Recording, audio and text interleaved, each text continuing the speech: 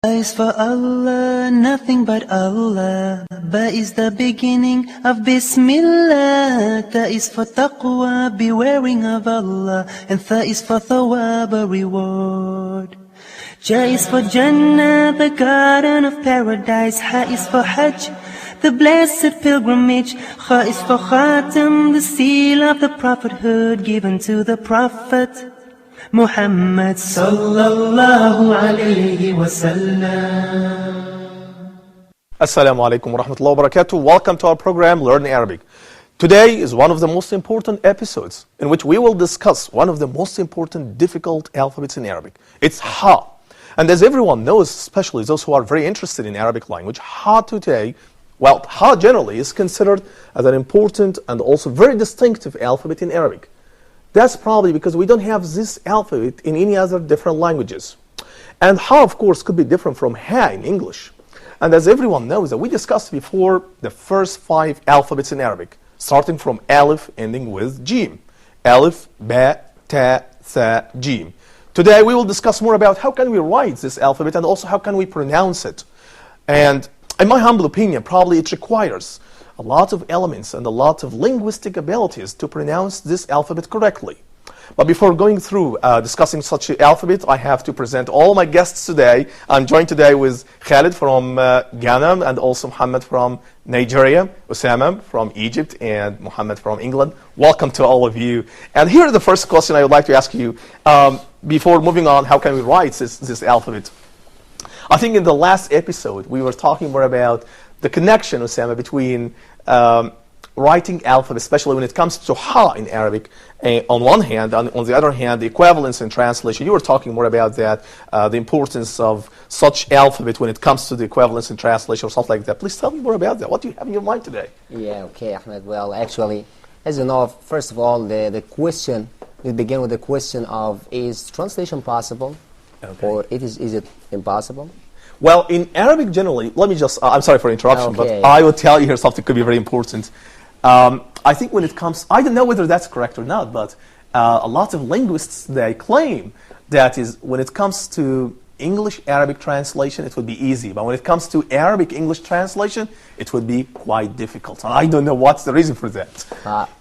Actually, Ahmed, there are some scholars that do believe that translation itself, not from Arabic or English, translation is, some people are saying that it is possible. Yep. Okay, for example, Newmark in 1998 argues that translation is possible, and even the untranslatables, those passages or those utterances that cannot be translated, can be transferred into the target language text if no parallel item can be found in the source language text.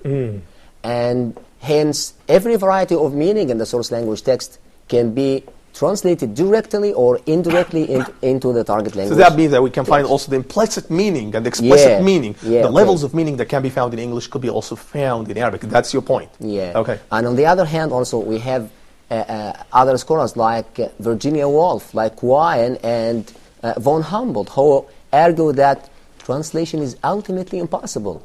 He argues that, for example, that all translations are mere attempts at finding a solution to some insoluble problem. But Ahmed, I do not believe in this viewpoint or that. I do not believe in this absolutism. Yes, that translation is, this text is all translatable or this text is not all translatable, okay? I do not believe in this absolutism. And even if we look to the concept of equivalence or equivalence in translation, we will find that the translation is widely recognized and understood among many people as a dictionary-based process. And the first thing that a translator does when he goes into the process of translating a text, for example, is that he looks up the words that he does not mean in a dictionary, okay? However, Ahmed, a great deal of word meaning cannot be found or cannot be available in dictionary or in grammar books. Well, I'm sorry for interruption, Sam. I think that is very interesting information. But on the other hand, how do you see the relationship between the theories, the concepts, the definitions of translation on one hand, and writing alphabets in Arabic on the other hand?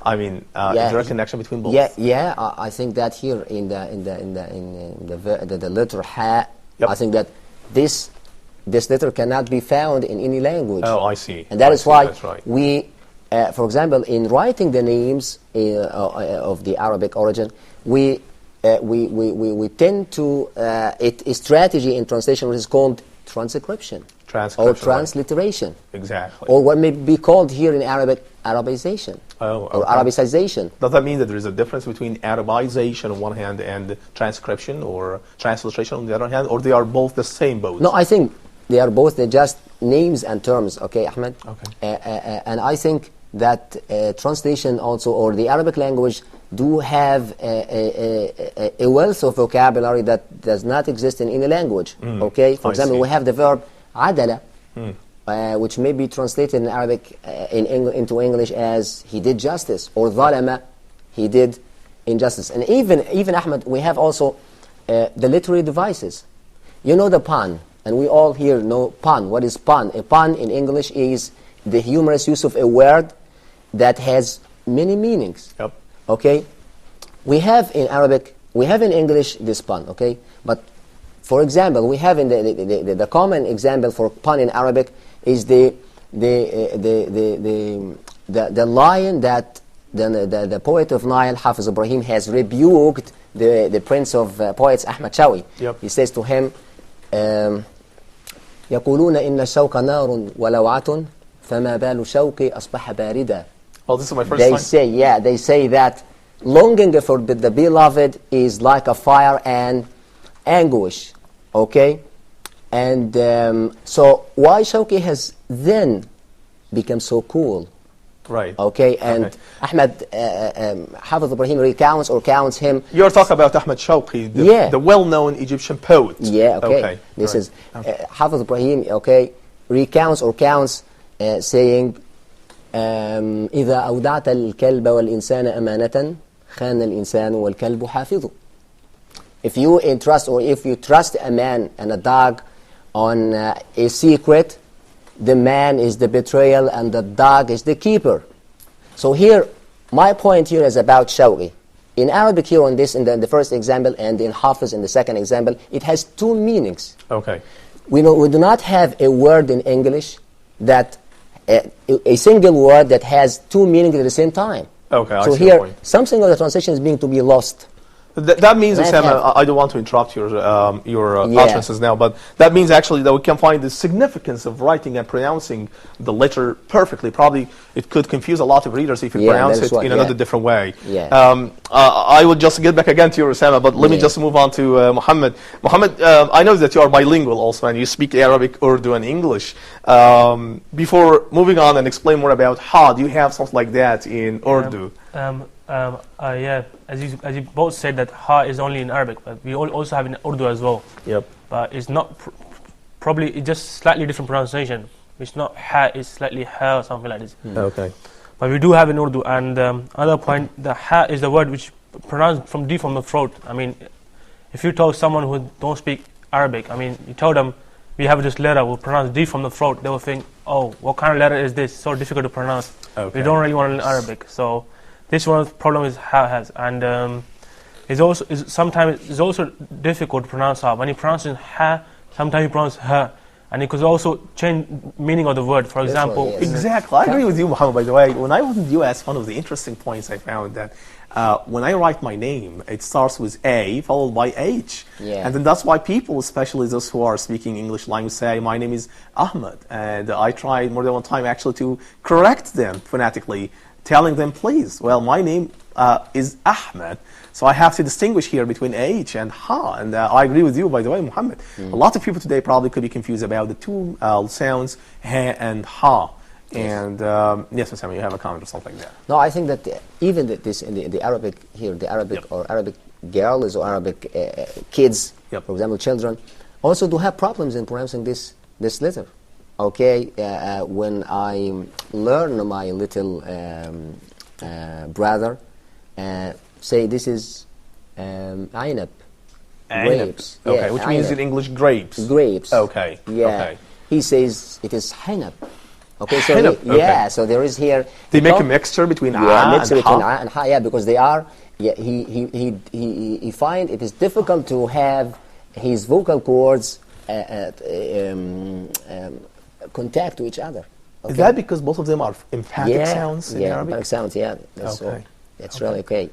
Well, that's very interesting, actually, to know something like that, to find the mixing sounds between a and ha. Yeah. I think that's very important, again, here to mention something, which is when it comes to how can we describe ha, I think, let's move on here to the slides. And it says the letter ha represents a sound that is pronounced deep in the throat. Yeah. I think that that's very interesting to say something like that this sound is pronounced deep in the throat. That means... Yeah. You also need some... in Arabic, when you pronounce a word like ha and ayn, you need some kind of face expression which directs your sound and your voice out, so it sound exactly the same. Exactly. You cannot, change the face expression, which could affect your sound, and you could pronounce the word actually wrong. Right. And that could change the meaning. Exactly. You don't have that in English. For example, in English, you could say, some people say happy, or happy, or something like that. But we will know the meaning. Happy means happy. But if you say in Arabic ha, we change a totally different meaning. Yeah. Exactly. I agree with you, and that's why the linguists today describe ha as a very important phoneme in Arabic phonetic system. Anyway, let me just move on here to the slides, and it continues saying it has no equivalent in English. That's very important to know. Do you still remember when we were discussing more about ba and ta and tha? Yeah. And we said before that probably you can find ba, you can find tha, you can find ta. You can find a lot of equivalent sounds that probably can be found in English and in Arabic also. But on the other hand, we can find also some Arabic alphabets that probably may not be found in any other languages. Among them, and the top of them, actually is ha. Yeah. So in pronouncing this sound, we should exert more muscle efforts as it is an emphatic sound. I think that that's very important. If you just ask me, can you count how many emphatic sounds do we have in Arabic? I would say we have ha, ta, ha, and dha. We have a lot, actually. But I think that is one of the important features that can be found, especially when it comes to the emphatic sounds, is that, as Muhammad said now, that we have, for example, that the back of the tongue is getting back, and also we have the lowering, probably, of the middle of the tongue, and at the same time, we have construction of the muscles, especially when it comes to the muscles of the pharynx. So I would repeat the sound again. Please follow me. Here is it. Ha. Ha. Can you see that? Right. So I would say it once again. Ha. Here we go. Right. Yeah. Okay. Now, and as we used to do here is that pronouncing the letter ha when it comes to the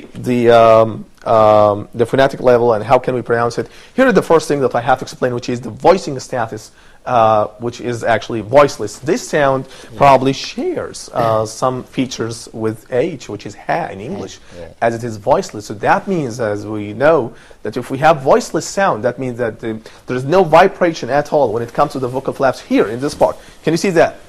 Here is that. So the airstream, once again, is coming out from the lungs, and it's coming up actually in the direction of the pharynx. And what we have here is the airstream is passing through the vocal flaps. We don't have any kind of vibration, and that's why it's described as voiceless sound. So I can just, well, here's the point. If you'd like to check whether the sound is voiced or voiceless, it's a very simple way. Just put your hand here at your Adam's apple and pronounce the letter. Here is that. Ha. Can you see that? So I want to ask you a question. Do you have any kind of vibration here? No. Not at all. Right. And that's why it's described as. So if you pronounce it as a voiced sound, probably you are making a kind of another different sounds in Arabic. You are creating different sounds in Arabic. Pronouncing ha, not ha. Right, exactly. Here is the point. The second part here of pronouncing it is the place of articulation, and that's very important again because the airstream here is coming out here and through the pharynx and is going through here the oral cavity. And what we have here is that the airstream actually is released, of course, at the end from our oral cavity. But what's happening here, the airstream is coming through the two sides of the tongue. So that means it's described as palatal for that reason. That means that there is no clashing between the airstream, between the body of the tongue, or probably the alveolar ridge or the teeth or something like that. We don't have any kind of explosion as we have, for example, in English. We have ta and we have pa or something like that. We don't have that when it comes to ha. Then the sound is released completely from the oral cavity. So that means it's oral sound. I can't say that ha is a nasal sound. Of course, it's apparently actually. What we can find here, if the airstream is released from the nose, I can say, well, this is the nasal sound.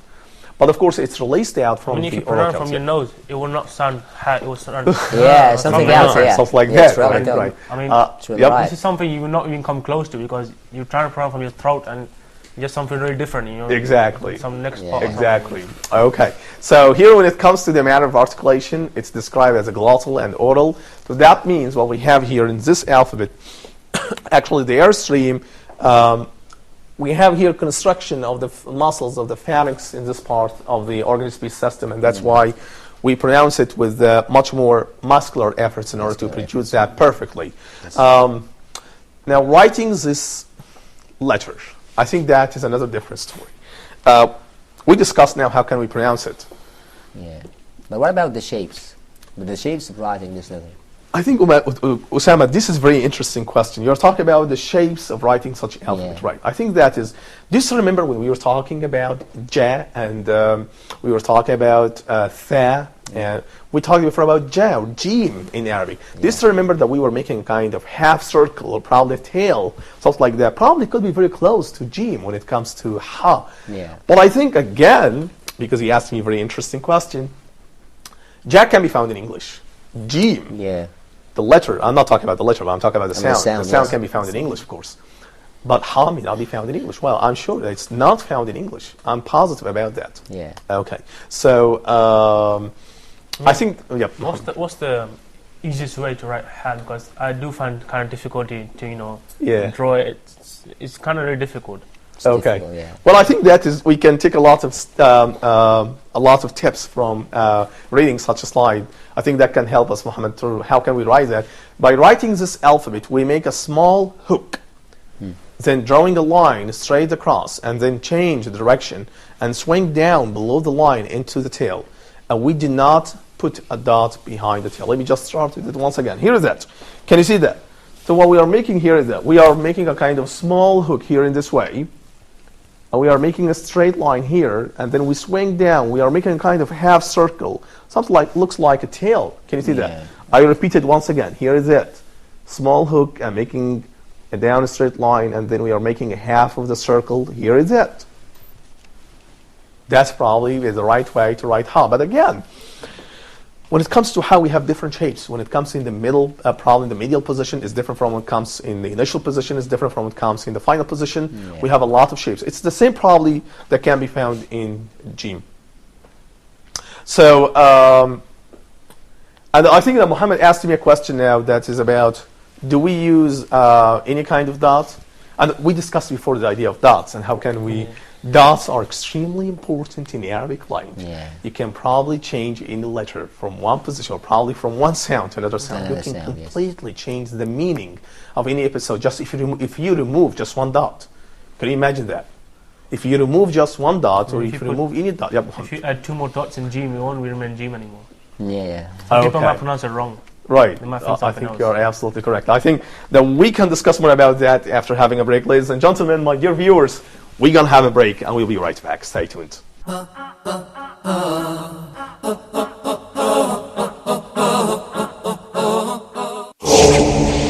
TV is inviting you to visit its website. You, your family and friends, everyone is welcome. A new look, top-level design and better technology. Now you are able to surf Huda TV, new website, and read our articles, search our video archive and chat live on Huda's forum. Vote, support our programs and give us your suggestions or criticisms. We welcome your thoughts as we strive to please all of you. Huda, a light in every home.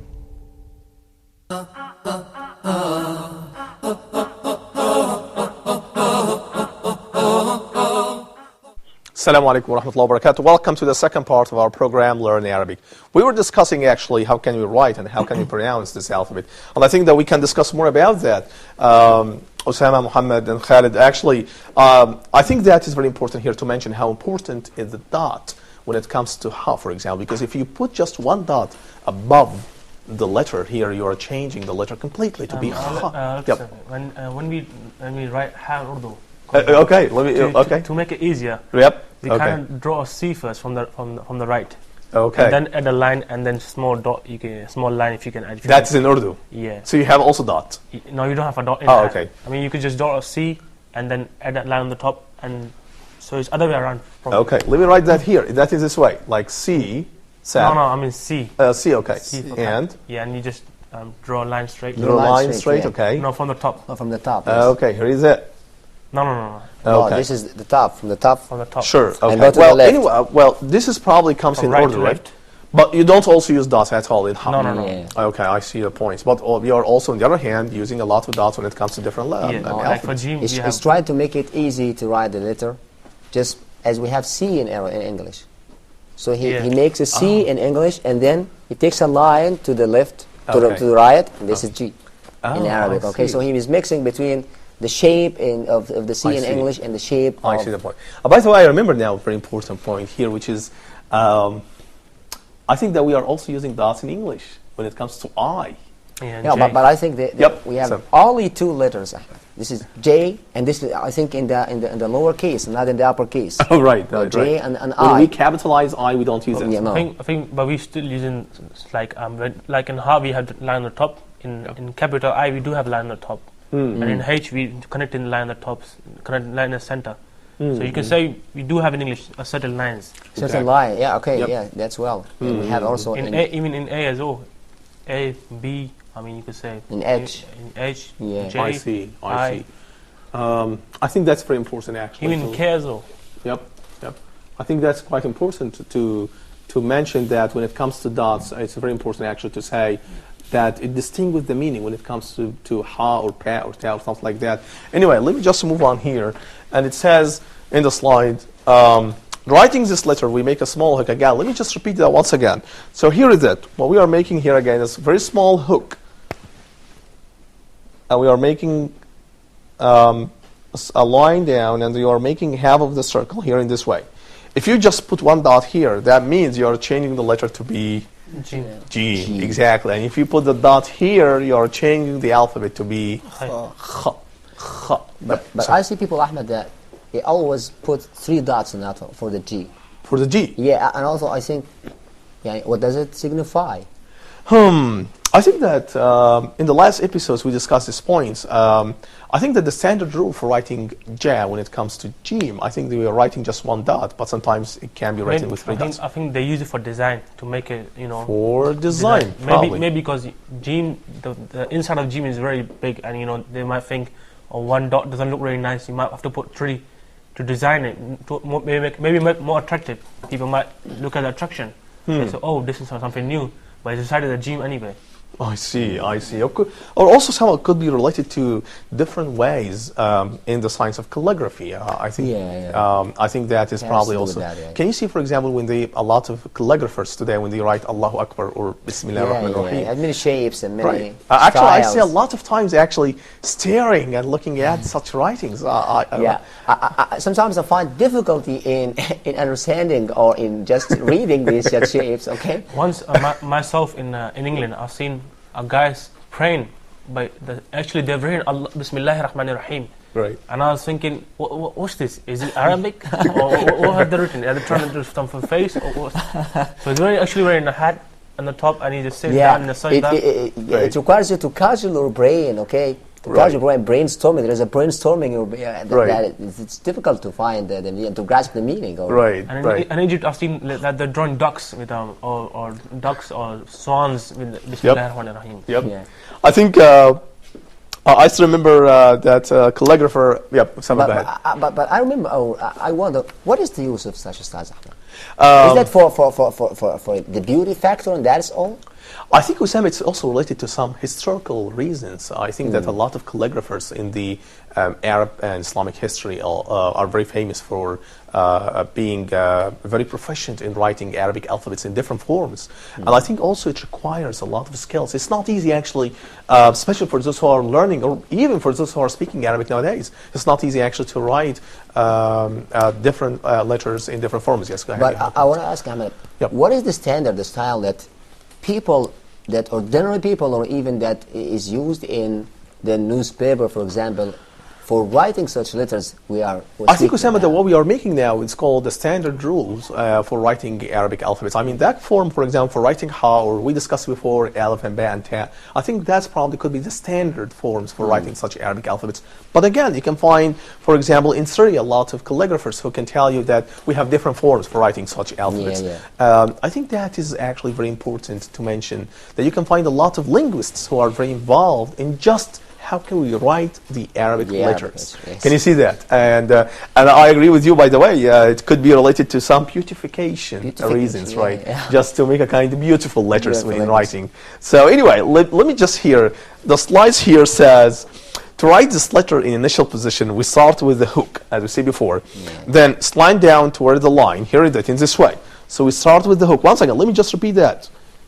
And then we go down, and then slide down toward the line into the point above the line, and then instead of curving down into the tail, continuing connecting the segments, no dots are used. Right. I think that's very important, Osama, when it comes to the initial position for writing Ha. I can tell you here that is when it comes to the initial position, what we have here is that, like, for example, the word donkey, which means in Arabic humar, that means, let me just show that to you. Here, that when you write this word, can you see that? Here, when it comes to the initial position. What I'm making now is that. I think that's probably could be wrong, because I have to make a kind of very small hook here. Can you see that? And then you go down, and then you are making a straight line in order to connect this alphabet with the following letters after that. Is it the same position, even if you sentence or the word ends with Ha, or it's in the middle, or like, you know, in Ba and Ta, you have different positions? Is it the same case with the Ha, or is? I think it's the same. Probably could be the same. And by the way, that when it comes to Ha, for example, I think that it has a lot of features that could be very similar to Jim. I mean, when it comes to initial position, for example, it should be connected with the following letters. When it comes in the middle position, also it could be connecting. When it comes in the final position, you can also find a lot of words that probably could be disconnected, sometimes connected. My dear viewers, I think that we can discover more about the letter Ha, and we can discover more about the secrets of Arabic alphabets. I think that my advice to you just to practice and to follow me up in the following episodes. This is probably the final point for discussion. If you have, please, if you have any comment or any suggestion, send me email to brave, brave107@yahoo.com. Assalamu alaikum wa rahmatullahi wa barakatuh. A is for Allah, nothing but Allah. Ba is the beginning of Bismillah. Ta is for taqwa, bewaring of Allah. And Tha is for Tawwab, a reward. Ja is for Jannah, the garden of paradise. Ha is for Hajj, the blessed pilgrimage. Kha is for Khatam, the seal of the prophethood given to the Prophet Muhammad sallallahu alayhi wa sallam.